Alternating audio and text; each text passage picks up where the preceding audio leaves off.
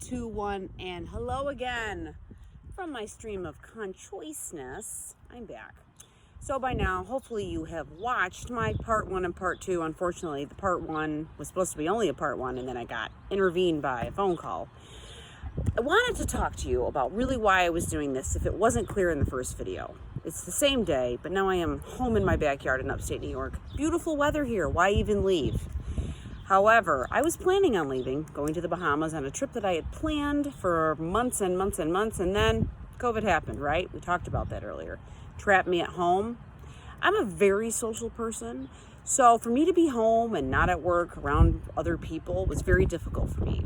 I kind of liken it to when a dolphin's in captivity, it's against the law to keep that dolphin by itself. That's how I felt. Social. Hey, what's going on? Do you want to laugh? Do you want to play? All day long, I just want to get up. And my first idea is, how much fun can I have today? And I work with kids. That's my full-time gig, which I love. And that couldn't even happen. I have a child. She's 16 years old, but we were still working and going to school. And anybody who's watching this will know that was very difficult. So blessed to all of you out there that had that time of really stressful moments of teaching and working and helping your kids out, trying to make a living while you're home and keeping healthy all at the same time. It was pretty crazy. So the reason for the consciousness was to stop my thoughts that I was having, kind of intervene, because it just became too much for me. Watching the news all the time, listening to all the different YouTube channels and the different news channels about health and the wealth of people and the positives and negatives of the testing and the masks and all the things going on, and I just wasn't buying it personally. It doesn't matter if you bought it or didn't, but for me, I wasn't buying it. So then I got down into the vortex of my own madness and fear of looking for the truth behind what was really going on. Because as you will find out in your life, if you haven't already, your body always tells you when things are right or wrong. You have a gut instinct for a reason. So if you feel something in your body that doesn't feel right, it probably isn't. So I was feeling, I really can't digest this information. I need to find out more. And that's okay when it becomes healthy and balanced. However, when you're stuck inside in a state that is terrifying for a lot of people, and all there is media and the news 24/7, and then you have your phone, you have Instagram, you have Snapchat, you have Tweet, Twerp, whatever it is. I'm still trying to figure it all out. When you have all those things, you're just inundated with information. You soak it up like a sponge. And if you don't go to work and interact with other people and you're not allowed out of your house, and it's like the crappiest winter we had, was rainy, late March, early April, awful. It's gray, right? We call that the Great Lakes gray up here. And you just become more and more and more like a troll, gaining information and not being balanced, but you're like a sponge that's just got toxic information, and you're not doing anything positive with it. I know I wasn't. I know there's a lot of people that were. And I do want to shout out right now and say that this channel is also going to be my different posts, a shout out for other people, because I want to help their businesses grow too. And I feel like that's part of our life, that we should help other people grow. We should help other people in their life. That should be our mission, is to help other people, no matter what that looks like. We don't have to give thousands of dollars. If we can, we can. But sometimes it's helping them find an opportunity for growth for their business, or giving them a name of somebody who has a job for them. And so that's helping that person, and that's being altruistic and caring and loving and joyful and all those wonderful things that we should be in life every day. Not angry, resentful, disgruntled, that I was becoming. I wasn't letting anything out because I had my mask on, so everything was stuck in here anyway. Every time I went to Walmart, I had to shove my face in, which was, for me, terrible. I need to see smiles. I need to smile. I like to laugh. Can you tell what I'm doing? I'm in fear. Or I'm anxious. I can't imagine children having to see that when we go to school. Anyway, that's a whole nother story. But what I was saying about helping other people, that's really what our job should be in life. No matter what it is, you could be a doctor, you could be a nurse, you could be a spiritual helper, you could be a mentor, you can be a teacher, a nurse, anything that is giving to someone else in a positive and loving way. You could be physically, emotionally, mentally helping these people. So this here for me is going to be a place where I can at least give some advice for somebody, give them a tool, recommend a book, anything that I have learned and gained over the past 47 years of my life. I'll be 48 in a week. Can't believe it. Where's that time go? I'm sure my mother's saying the same thing.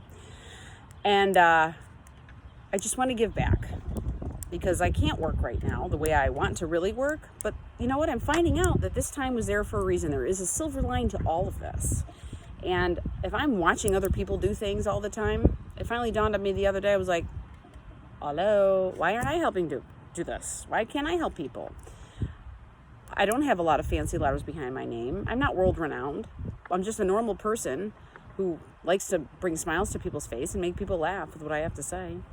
So the first book I wanted to recommend, the one that I have been reading lately, is Martha Beck, who she's one of my favorites. And this is one that I read and just got recently. It's called Finding Your Way in a Wild New World. Well, this is an old one from her it's backward, sorry. But it's Reclaim Your True Nature to Create the Life You Want. And in here she talks about the rhinoceros and seeing a rhinoceros and what that does is such a glorious, humongous animal. And everyone has one of those in their life, something that's going to make you go for it, whatever it might be. And this right now, doing this, me and you, is my rhinoceros. Like, I'm going to conquer this. I'm going to see this. I'm going to do this. Why it's been so difficult for me to get this rhinoceros going is because I'm not around a lot of people. Now, I'm used to talking in front of crowds of people, not looking at myself. It's really strange for me to see myself. I usually see all these people, and not on a screen, but in person.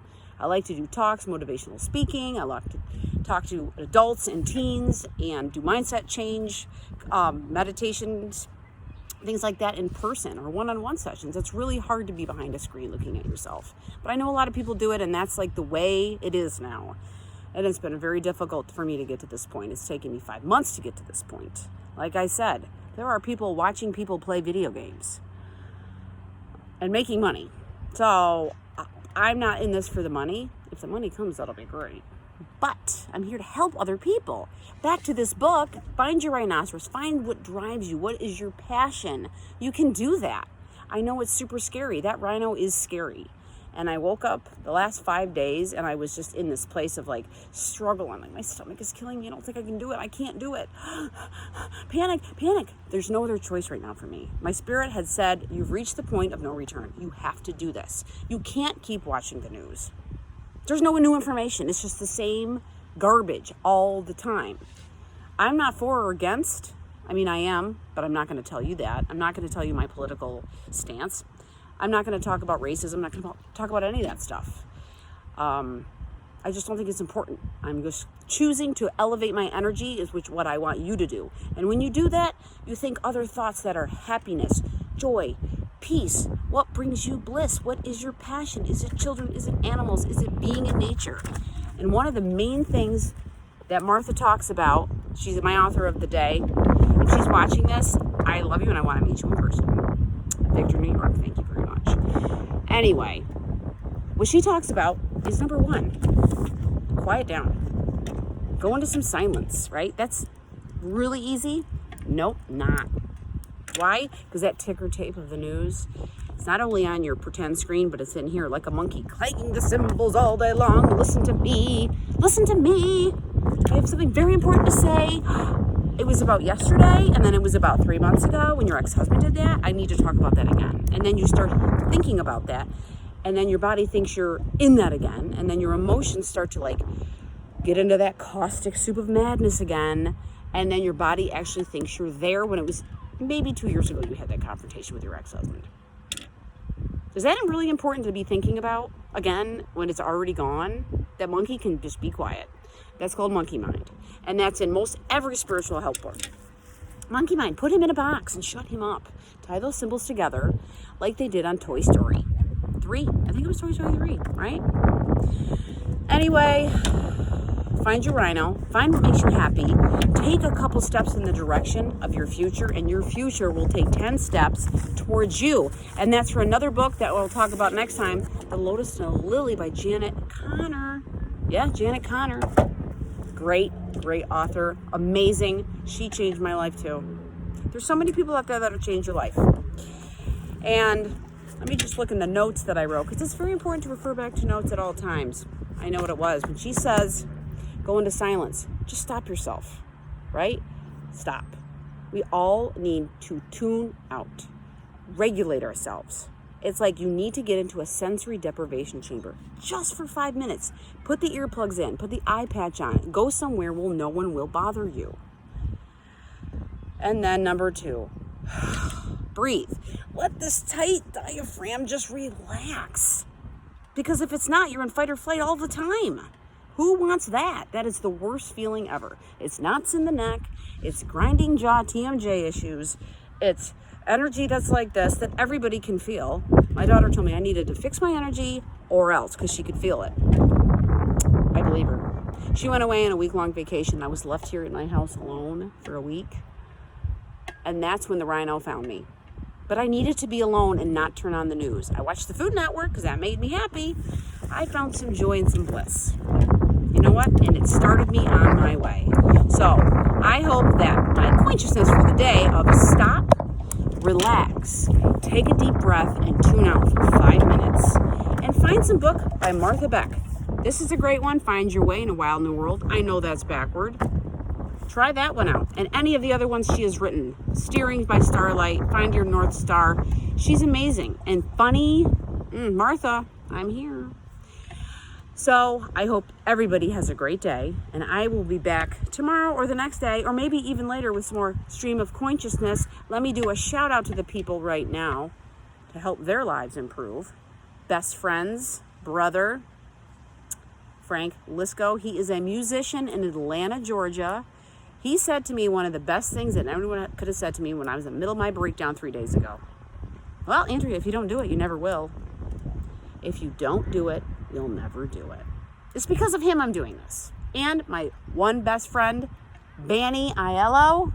I've got a couple of best friends, but she's the one I'm talking about today. Banny Aiello, amazing yoga instructor, meditation, mindfulness guru who lives down the road from me. She's on Facebook. She's one of my major inspirations, like a human being who is just elevating this planet from her backyard right now because we can't go anywhere. I'm thankful for all the people that I've come in contact with, all my friends, all my family, all my books, all my gurus. And I'll be shouting out tomorrow, so don't feel bad if you didn't hear your name today. You're going to hear it. Have a great day. I'll see you soon. Consciousness.